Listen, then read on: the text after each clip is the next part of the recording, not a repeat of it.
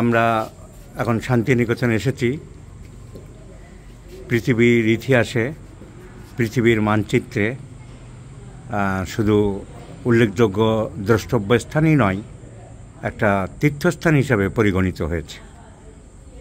কবিগুরুর পায়ের ধুলোয় ধন্য যে জায়গা, তার নিজের হাতে গড়া, শেষ জীবনের এমনকি নোবেল প্রাইজের টাকা পর্যন্ত দিয়ে তিনি নর্দমার কাজ করেছিলেন, বইয়ে পড়েছে। এতটা তিনি ভালোবাসা ছিল এই জায়গার প্রতি, সেখানে দেখতে এসেছি। এখানে আমাদের মেন উদ্যোক্তা আমাদের স্বপনবাবু, স্বপন কুমার পণ্ডিত, উনি এইখানকার বিশ্ববিদ্যালয়ের অঙ্কের অধ্যাপক, উনি নিয়ে এসেছেন। তো ওনার পক্ষে তো সব দেখানো সম্ভব না, গাইড থাকে। আমরা একজনের গাইড ভদ্রলোকের সাথে পরিচিত হয়েছি। আপনার নাম বলুন। আমার নাম মিহির পাল। মিহির পাল, উনি আমাদের সব ঘুরিয়ে ঘুরিয়ে দেখাবেন। আচ্ছা মিহিরবাবু, আমি এই ভিডিও তো ইউটিউবে লোড করব, অন্য আরও কেউ যদি দেখতে চায় বা আসে, আপনার খবর যাতে পেয়ে যায়। আমরা লাস্টে দেবো, তবু প্রথমে একবার বলে রাখি, আপনার নাম মিহির, পুরো নাম? মিহির কুমার পাল। আপনার ফোন নাম্বারটা পরিষ্কার করে আস্তে আস্তে বলে দিন। 834686 মিহিরবাবুর নাম, এই ফোন নাম্বার সবাই নোট করে রাখবেন। যদি কেউ শান্তিনিকেতনে দেখতে আসেন, হঠাৎ করে নিজেদের সব বুঝে পাওয়া বা খুঁজে পাওয়া মুশকিল, গাইড ছাড়া যে কোনো জায়গায় চট করে কিছু ধরা যায় না। তো আপনার ফোন নাম্বারটা আরেকবার আপনি নিজে বলে দিন। 834686 984। তো মিহিরবাবু, আপনি তো বিস্তীর্ণ এলাকা, শান্তিনিকেতন তো অল্প এলাকা নয়, বিশাল এলাকা। আপনি সবই দেখাবেন।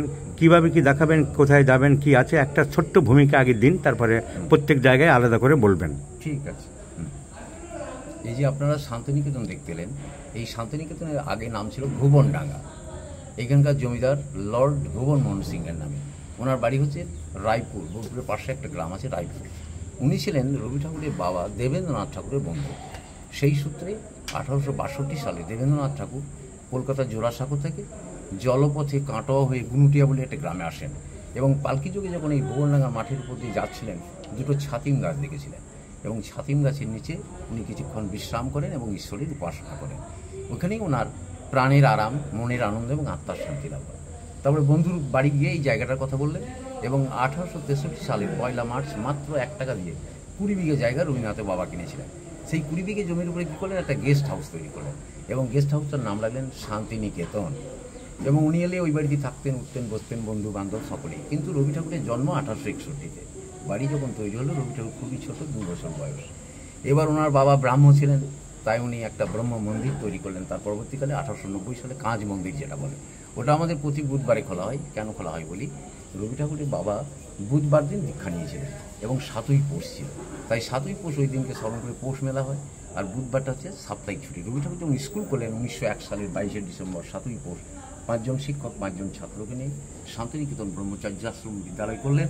তখন উনি রবিবার ছুটি ক্যান্সেল করে বুধবারটাকে ছুটি করলেন। তাহলে বাবার দীক্ষা দিন এবং বিশ্বভারতীর ছুটির দিন, ওই দিন সকালে আমাদের উপাসনা গৃহ খুলে নিরাকার ব্রহ্মের উপাসনা করা হয়। এবং আমাদের যে পৌষ মেলা হয় এখন, এটাও কিন্তু রবি ঠাকুরের বাবা তৈরি শুরু করেছিলেন 1894 সালে। উনি 7ই পৌষ ছাতিমতলাতে একটা উদ্বোধনী অনুষ্ঠান করেছিলেন, এবং পাশে একটা মেলার মাঠ আছে, আমি দেখাবো ওই মেলা, ওইখানে মেলা বসতো বলে পুরোনো মেলার মাঠ ওইটা। আর রবি ঠাকুর ছাতিমতলায় স্কুল করেছিলেন। আর জায়গাটা এখন পরিমাণ হলো 3600 বিঘে, এবং পুরোটার নাম হলো বিশ্বভারতী বিশ্ববিদ্যালয়। প্রথমে হলো ব্রহ্মচর্য আশ্রম, তারপর হলো Patha Bhavan, higher secondary school, 2টো school আছে আমাদের বিশ্বভারতীতে, একটা শিক্ষাসত্র শ্রীনিকেতনে, আর পাঠভবন হচ্ছে শান্তিনিকেতনে, দুটোই কিন্তু নার্সারি থেকে 12। এইটা পাশ করার পরে আমাদের নাম হলো বিশ্বভারতী বিশ্ববিদ্যালয়। এইটা 1921 সালে রবি ঠাকুর নাম দিলেন। এই বিশ্বভারতীকে 2টো ভাগ করলেন, একটা শান্তিনিকেতন আর একটা শ্রীনিকেতন। শান্তিনিকেতন হচ্ছে উচ্চশিক্ষার জন্য, এখানে অনেকগুলো ভবন আছে, যেমন পাঠভবন হচ্ছে স্কুল, ভাষা ভবন হচ্ছে ইনস্টিটিউট অফ ল্যাঙ্গুয়েজ, যেখানে 22টা ভাষা ডিপার্টমেন্ট আছে, Chinese, Japanese, French, Russian, Bangla, Sanskrit, Oriya. Vidya Bhavana হচ্ছে humanities, geography, history, philosophy, religion, এগুলো আছে। কলাভবন হচ্ছে ফাইন আর্টস ডিপার্টমেন্ট, যেখানে B.Fine, M.Fine, ডক্টরেট পড়ানো হয়। সঙ্গীত ভবন, যেটা music, drama, dance, B.Mus, M.Mus, doctorate. Rabindra ভবন হচ্ছে টেক স্টাডি সেন্টার। আর শিক্ষা ভবন হচ্ছে সায়েন্স, যেখানে mathematics, physics, chemistry, biology, geology, বটানি, biotechnology, environment, statistics, computer science, এগুলো পড়ানো হয়। আর বিনয় ভবন হচ্ছে B.Ed, M.Ed এবং B.Ped, M.Ped এবং যৌগিক আর্টস সায়েন্স আছে। এবং আরেকটা পার্ট হলো শ্রীনিকেতন, যেটা রবি ঠাকুর গ্রামকে ডেভেলপ করার জন্য করেছিলেন, যেখানে রয়েছে আপনার পল্লী সংগঠন বিভাগ, যেখানে তাঁতের, কাঠের, লেদারের, বাটিকের, বই বাঁধার এই ট্রেনিংগুলো হয়। আর হচ্ছে পল্লী শিক্ষা ভবন, যেখানে এগ্রিকালচার পড়ানো হয়, এটা নিয়ে হলো শ্রেণীকেতন। তাহলে শান্তিনিকেতন, এবং এই বিশ্বভারতী রবি ঠাকুর করলেন, কিন্তু উনি মারা গেছেন 1941-এ, তখন ইন্ডিয়া স্বাধীন হয়নি। তাই গান্ধীজি, জওহরলাল নেহরু, সুভাষ বসু সকলকে ডেকে বলেছিলেন আমার মৃত্যুর পরে এটাকে রক্ষা করবে, ওনারা দায়িত্ব নেন। তাই 1951 সালে জওহরলাল নেহরু এটাকে সেন্ট্রালাইজ করলেন। এবং আমাদের ভারতবর্ষের একটা নিয়ম আছে, পদাধিকার বলে, যিনি প্রধানমন্ত্রী হবেন তিনি হবেন আচার্য, যখন বর্তমানে নরেন্দ্র মোদী আচার্য। আর যিনি রাষ্ট্রপতি হবেন তিনি হবেন পরিদর্শক, এখন দ্রৌপদী মুর্মু হচ্ছে পরিদর্শক।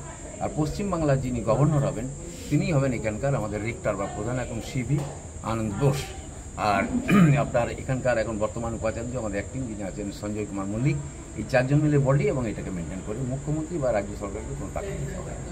এবং বিশ্বভারতীতে দেখার অনেক জায়গা আছে, বলি ভবনগুলোতে আমাদের পড়াশোনা হয়, আর পল্লীগুলোতে স্টাফরা থাকে। যেমন আমি ভবনগুলোর নাম বললাম, পল্লী যেমন আছে দক্ষিণ পল্লী, পূর্ব পল্লী, সেবা পল্লী, অবন পল্লী, রতন পল্লী, অ্যান্ড্রুস পল্লী, পিয়ারসন পল্লী, এই পল্লীগুলোতে স্টাফরা থাকে আর ভবনগুলোতে পড়াশোনা হয়, ঠিক আছে। আর স্কুলের ক্লাসগুলো আমাদের গাছের নিচে এখন হয়। আর এই দিকটার নাম হলো পূর্বপল্লী, এবং এটা পূর্বপল্লী গেস্ট হাউস। এর পাশে আর একটা গেস্ট হাউস আছে, যেটাতে আমাদের প্রধানমন্ত্রী যখন আসেন রথীন্দ্র অতিথি গৃহ, এখানে আচার্যরা থাকেন। আর পাশেই আছে পূর্বিতা, যেটা উপাচার্য আছে, ঠিক আছে। এটা হলো সংক্ষেপে আপনার। এরপরে পার্টিকুলার বিভিন্ন জায়গায় আমরা হ্যাঁ, এইবার ধরুন আমাদের এই পূর্বপল্লী, এখান থেকে আমরা চলে যাবো ভাষা ভবন, বিদ্যা ভবনটা দেখলাম, পাঠ ভবন দেখলাম, কলা ভবন, সঙ্গীত ভবন, শিক্ষা ভবন, যেগুলো আছে দেখে, তবে রবীন্দ্র ভবনটা দেখবেন। এবার যে এটা রেকর্ড করবেন, তাহলে ওইখানে যে জায়গাগুলো আছে ওয়ান বাই ওয়ান, যেমন ছাতিমতলা একটা জায়গা, যেখানে ওনার বাবা উপাসনা সিদ্ধি লাভ করলেন, মেলা শুরু হলো, রবি ঠাকুর স্কুল করলেন।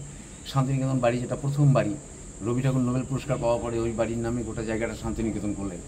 কাঁচ মন্দির রয়েছে, তালধ্বজ বাড়ি আছে, ঘরের মাঝে একটা তাল গাছ আছে দেখাবো। তবে 3 পাহাড় আছে, ওখানে রবি ঠাকুরের বাবা যখন ব্রহ্ম মন্দির তৈরি করলেন, তখন ব্রাহ্ম লোকেরা স্নান করে উপাসনা করবে, তার জন্য একটা পুকুর খনন করেছিলেন, এবং পুকুরের মাটিগুলো 3টে গাদাতে ফেলা হয়েছিল, তার জন্য 3 পাহাড় নাম। আবার অনেকে বলে রবি ঠাকুর ছোটোবেলায় যখন আসেন তখন সকাল বিকাল খেলতেন, এবং ছোটো ছোটো নুড়ি পাথর দিয়ে 3টে পাহাড়ের চূড়া বানিয়েছিলেন, তাই 3 পাহাড়। যা হোক, জায়গাটার নাম 3 পাহাড়। আর এখন বর্তমানে স্টুডেন্ট সংখ্যা আমাদের 11,000, বুঝলেন, পুরো 11,000 স্টুডেন্ট, কর্মী অধ্যাপক মিলে অনেক আছে। এবং কেন্দ্র সরকার প্রতি মাসে, এই যে 2 দিন আগে পেপারে দিয়েছিল, প্রতি মাসে 24 কোটি টাকা লাগে এই মাইনে দেওয়ার জন্য, আর ডেভেলপমেন্টের আলাদা টাকা দেওয়ার জন্য। বাহ, বুঝতে পারলেন তো। আর একটা কথা বলিনি, আমাদের যে হোস্টেলের সংখ্যা 40টা হোস্টেল কিন্তু এখন বর্তমানে, ছেলেদের 20টা, মেয়েদের 20টা। তো বিভিন্ন ভবনের ছেলে মেয়ে যারা, তো প্রত্যেকেই হোস্টেলে থাকে, এবং যারা পড়াশোনা করে প্রত্যেকের সাইকেল আছে, তার কারণ হোস্টেল থেকে ডিপার্টমেন্ট দূরে, তাই জন্য সাইকেলটা হচ্ছে মেন কমিউনিকেশন। আর অনেক বলবো, আমরা তার এই ভূমিকাটা এখানে রাখলাম। হ্যাঁ, এরপরে আস্তে আস্তে আমরা বিভিন্ন পার্টে হ্যাঁ, আলাদা করে আমাদের বলবেন, বিভিন্ন পার্টে যখন যেখানে যাব। ঠিক আছে। এটা একটা ভূমিকা। তাহলে বন্ধুরা, একটা ভূমিকা আমি দিলাম আপনাকে, ভদ্রলোকের নাম, ফোন নাম্বার দিয়ে রাখলাম।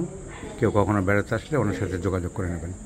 এই ভিডিওটা এখানে শেষ করলাম। এরপরে আমরা ভিডিওতে অন্যান্য দ্রষ্টব্য স্থান দেখব।